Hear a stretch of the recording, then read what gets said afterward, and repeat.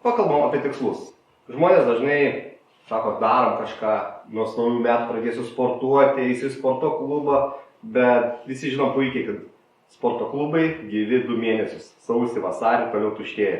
Taip atsitinka ir su mūsų tikslais, kuriuos mes dažniausiai išsikeliam ir norim jų pasiekti. Tikslai pas mus dažniausiai būna tokie, noriu, o kodėl noriu, niekas nesigilina. Iš kur tai ateina. Svarbiausia yra pasižiūrėti paties tikslo prigimtį, iš kur jisai kilo, kas jį suplanavo. Ir žmonės, kurie nepasiekia tikslų, dažniausiai nepasiekia dėl to, kad jie siekia ne dėl savęs, o dėl kažko kito. Paimkim pavyzdį. Noriu namą. Kam to namo reikia? Ir dažniausiai atsakymas, tai va vaikai, žmona, ir aš užduodu klausimą, o tu kur? Kurioje vietoje esi tu? Kurioje vietoje tavo noras? Ar tu pats nori to? Ir tada žmogus susimąsto. Tai greičiausiai, kai jis jo nepasieks dėl to, kad tas namas yra ne dėl savęs. Ir turiu pavyzdžių iš savo mokymų, iš savo vedimų, kai žmogus ateina, sako, noriu nuomai automobilio, aš jį noriu nupirkti ir žinau, kad praėjo metai su viršum automobilio nėra, bet tikslas, kurį norėjo pats ir pasiekti, yra pasiektas, išvystytas objektas, uždirbti pinigai, išmokti dalykai. Tai būtent tas dalykas, kai mes įsikeliam tikslus ir mes juos norim pasiekti, reikia visada nustatyti, kodėl mes tai darom ir dėl ko.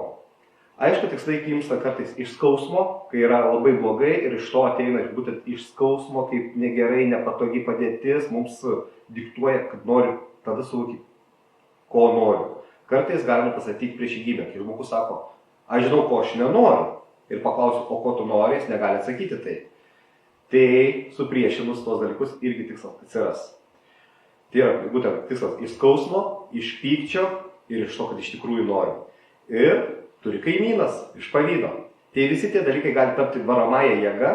Pavydas taip pat varo į priekį, nors kartais pavydas yra būtent, tas turi būti gerasis pavydas.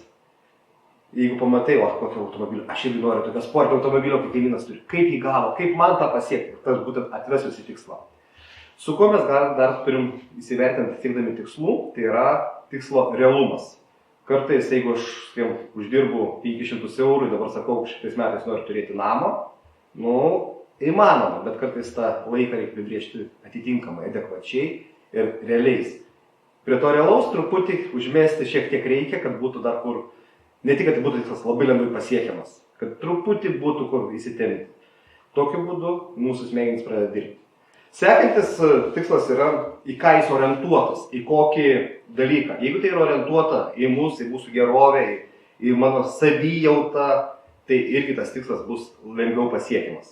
Tikslus mes turim apsibrėžti, kaip minėjau, laike. Laikas yra labai svarbus. Tikslus laike galim suskaidyti į trumpalaikius ir ilgalaikius. Daugiausia žmonės pasiekia tie, kurie turi ilgalaikius tikslus, 5 metai, 10 metų ir nuo jų grįžtant čia tvarka, įsideda mažus tiksliukus, tai yra trumpalaikis tikslus.